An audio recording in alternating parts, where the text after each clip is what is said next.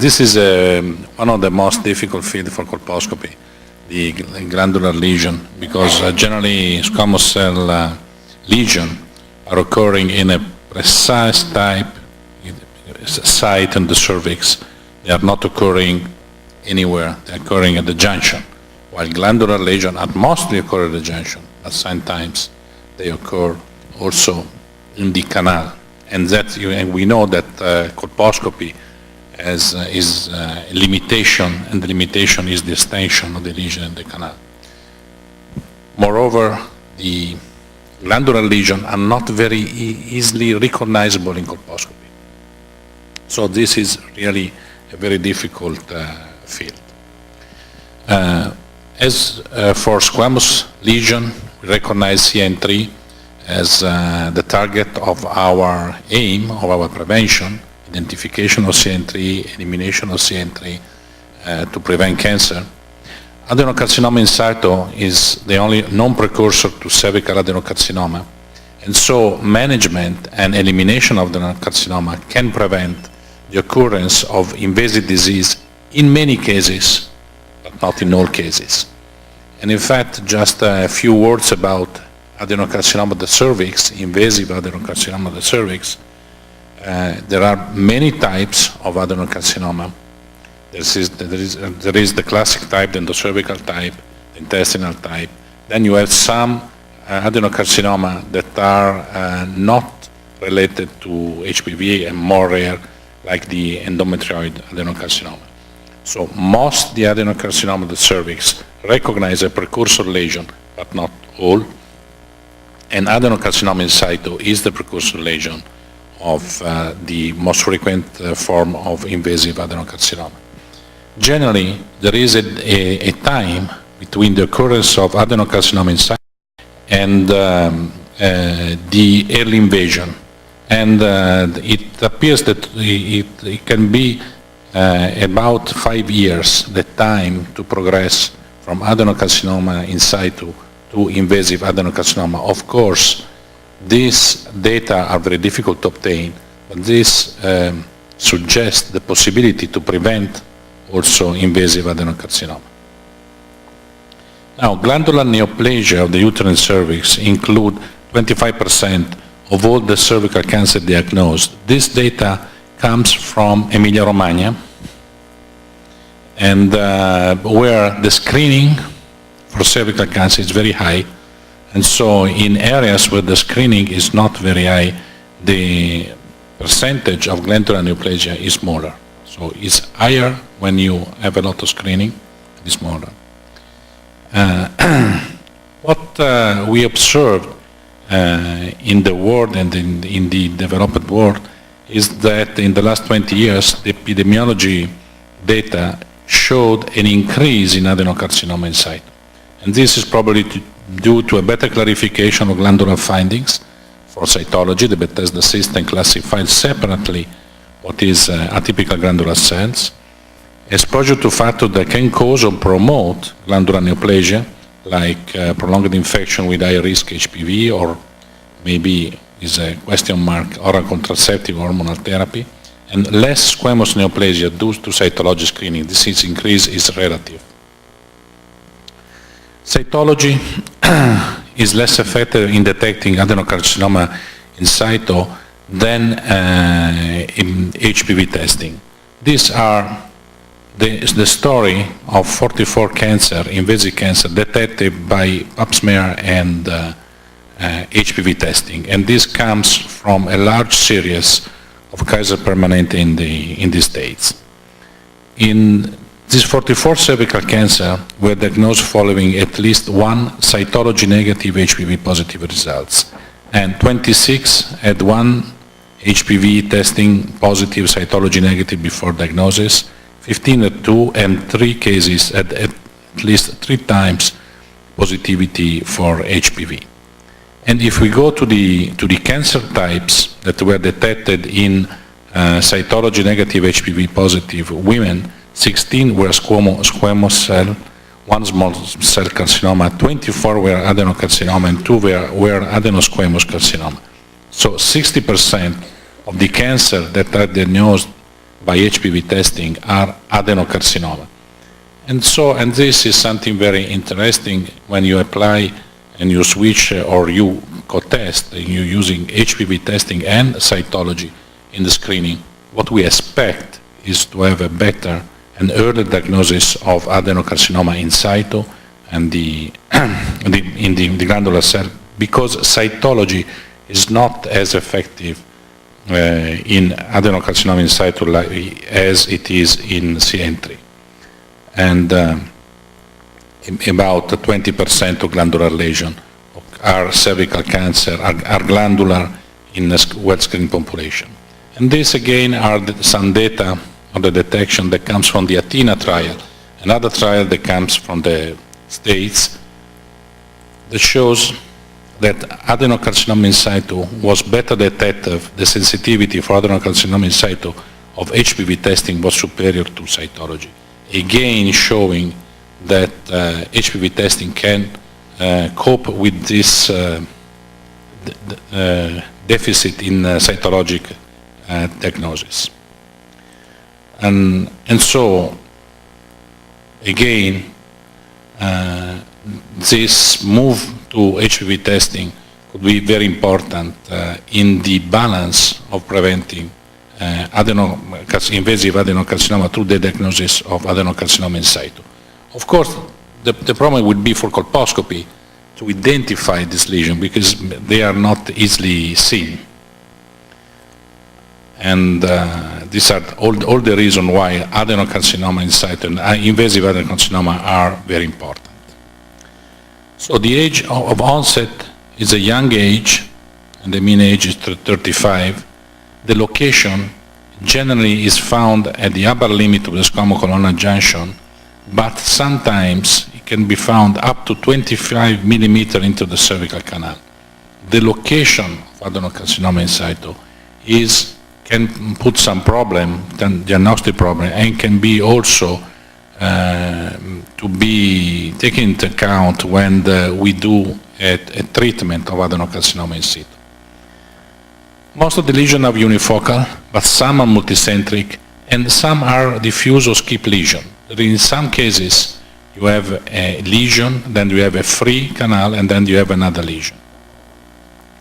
Very importantly, coexistence with squamous lesion is about 50% of the cases.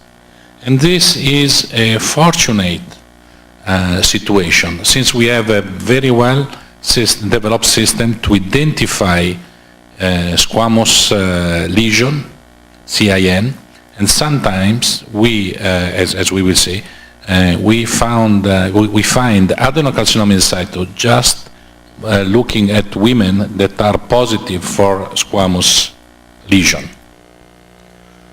The original location of adenocarcinoma in situ is debated, of course comes from the columnar reserve cells and the transformation zone, but adenocarcinoma in situ can occur very deep in the canal. As all the pre-invasive lesion, adenocarcinoma in situ is asymptomatic. How we can detect? We can detect by cytology, by HPV testing, and by chance following endocervical curettage or LETS, or LEAP, or conization for squamous lesion. And this is one way, one of the most frequent way we diagnose adenocarcinoma in situ. Adenocarcinoma in situ is detected in the majority of women upon evaluation of abnormal findings on cervical cytology. And either glandular abnormality on the cytology, or squamous abnormality, or mixed squamous and glandular abnormalities. So we can find adenocarcinoma in situ as a consequence of a cytology that was positive for CIL, or for CIL and glandular abnormalities.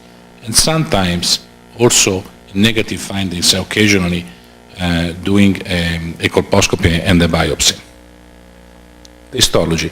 The histologic diagnosis is made with cervical biopsy, which may include one or more of the following techniques: colposcopy-directed biopsy, endocervical curettage, and again cone biopsy. It is not infrequent to find on a specimen of a lip for CIN adenocarcinoma in situ. Colposcopy has limitation in detecting glandular lesion for two reasons. One reason is the location. This is a glandular lesion that occurs in the canal, so it's not easy seen. And even when it's outside on the cervix, and we have some cases of that, there are no specific colposcopy feature of glandular lesion. You can find some abnormal vessels. Sometimes the appearance is like a squamous lesion with aceto white epithelium, very dense aceto white epithelium, and then it comes out to be an adenocarcinoma in situ on the biopsy. 50–70% is when you have a colposcopy and you know that is an adenocarcinoma in situ. Most of the time you predict that is a squamous lesion and then you find that it's glandular. In 20–30% of the cases you predict that is a glandular lesion. In 15% of the cases you predict negativity in colposcopy and then you find there is an adenocarcinoma. And in most of the time is a type 3 transformation zone. The junction is not visible and the lesion is standing on the canal. We just have had a recent case of a patient who came with a pap smear ASCAS, so very mild abnormality, squamous abnormality, and she had an ectopy. Was a young girl, and the colposcopy did the biopsy because she was seeing some little area of aceto white epithelium at the top of the papillae. And it comes out to be an invasive adenocarcinoma, the diagnosis on the biopsy. So we did the conization. And at the time of conization, we review again the patient. Unfortunately, we didn't picture that, but it was a very interesting case. And we were myself, a colposcopy, and another colposcopy. We had 3 people looking at the cervix, and really was difficult to predict that she had adenocarcinoma, invasive adenocarcinoma. And in fact, on the specimen, we found an invasive adenocarcinoma was a 1A1, so was treated by conization. But really to say that this lesion can be very tricky, very difficult to identify. The colposcopy features that may be associated with IS are elongated glandular villi, fused villi, and aceto whitening of the villi. And this case had this type of pattern. This is a particular of a colposcopy of adenocarcinoma in situ, where of course you see this vessel that is very similar to the vessel that showed Walter yesterday, the day before.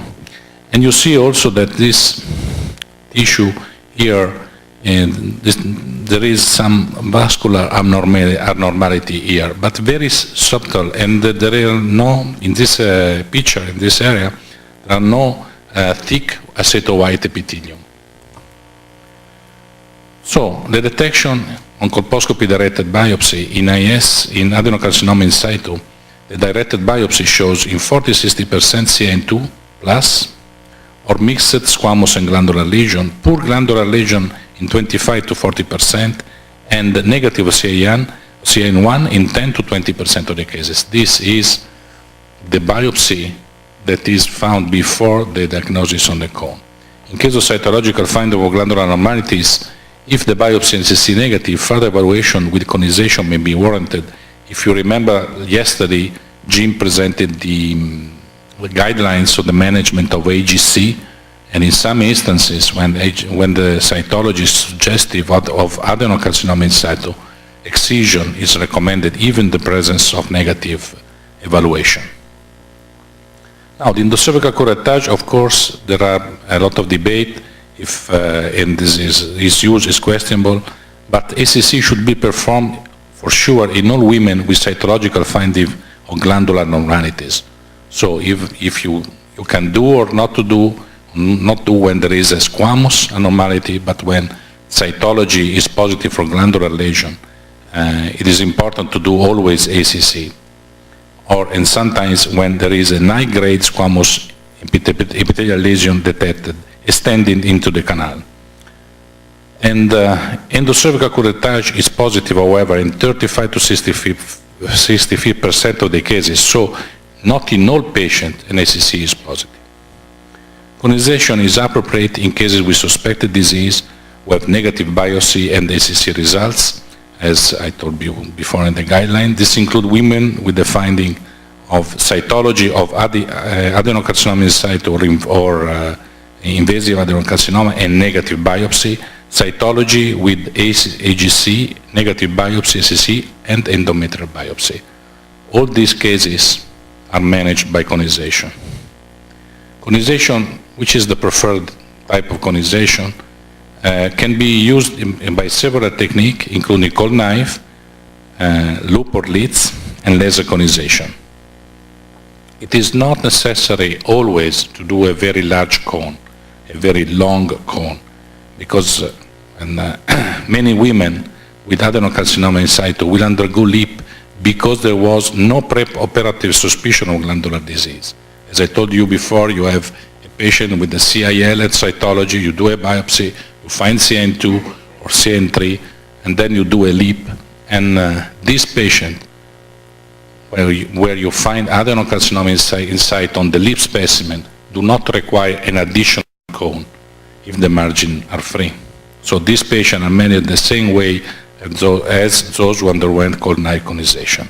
55% of women with adenocarcinoma in situ, in fact, are found to have coexisting squamous lesion.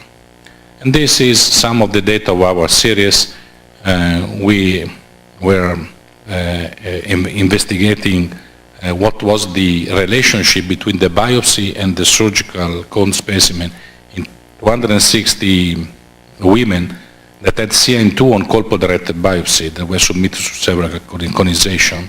Less than CN2 was found in 25%, CN2 was found in 40%, CN3 or plus in 35%, and 5 cases of adenocarcinoma in situ, which is 5.4% out of all the CN3 plus biopsies. So this again shows that most of the time you find adenocarcinoma in situ when you have the biopsy was showing only squamous lesion. This was for CN2, this is the relationship with CN3 on biopsy, and less than CN2 was found in 70%, probably because the biopsy was curative. CN2 was found in 13%, 70% of the cases, and again, 7 cases of adenocarcinoma in situ. So, there are conflicting data regarding information on residual disease. Some surgeons perform ACC at the time of conization. When there is an adenocarcinoma in situ and you do an excision procedure, is better. The best thing is to do always ACC. You can do in the squamous when you do conization for squamous lesion, but for glandular lesion, it's recommended that you do always. Residual lesion in initial conization positive margin is 52%. There is a residual adenocarcinoma in situ, and the invasive adenocarcinoma in situ is found in 6%. So when the initial conization show positive margin, reconization is important because you can miss some invasive disease that is deeper in the cervix. When the margin are negative, generally the risk is less, but the literature is reporting still some residual disease. So it is very important the follow-up if you treat conservatively these patients, the follow-up is very important.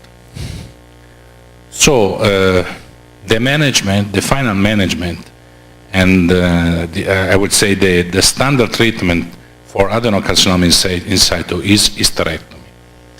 We have said yesterday that for CN3, the standard treatment is excision, LEEP, LEDs, conization.